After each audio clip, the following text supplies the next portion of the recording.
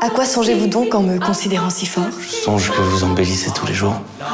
J'ai toujours eu envie de faire un film, toujours, comme réalisatrice. Mais j'ai jamais osé.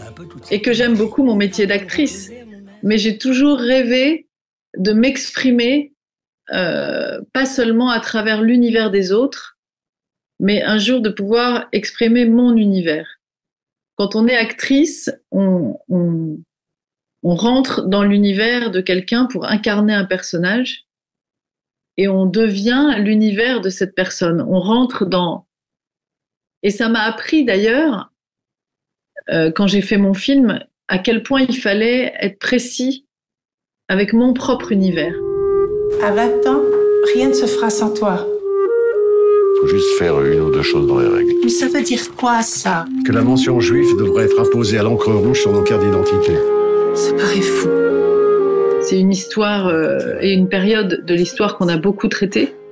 Et donc moi, je voulais la traiter autrement, de traiter la jeunesse et la joie pour montrer à quel point la tragédie était horrible. Ce choix-là, il faisait partie de mon idée sincère de départ.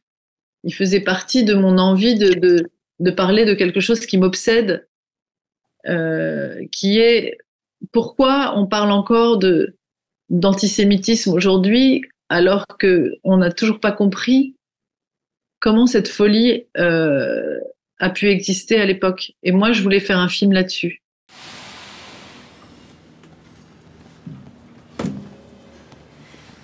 Ma Yiddish papa, tendre force de la nature. C'était ma seule peur quand j'ai commencé le film. Avant de le commencer, c'était de ne pas trouver Irène. Parce que j'ai écrit Irène avec une vision d'elle précise. Et un jour, Rebecca est entrée dans la pièce. Et avant même qu'elle joue la scène, j'ai aimé Rebecca. J'ai aimé sa façon d'être, sa beauté, sa façon de ne pas être consciente d'être belle. Elle ne sait pas qu'elle est belle comme elle est. Elle est maladroite, elle est drôle, elle est attachante. Et surtout, elle avait plus envie d'être là que peur de passer les essais. Et ça, c'était comme mon personnage. Et tout de suite, je me suis dit, c'est Irène. Mais c'est comme une histoire d'amour. Vous dites, moi j'aime les blonds grands baraqués et vous tombez amoureuse d'un petit brun tout maigre parce que c'est lui. J'arrive pas. Bon, c'est bien. Joyeux anniversaire. Joyeux anniversaire.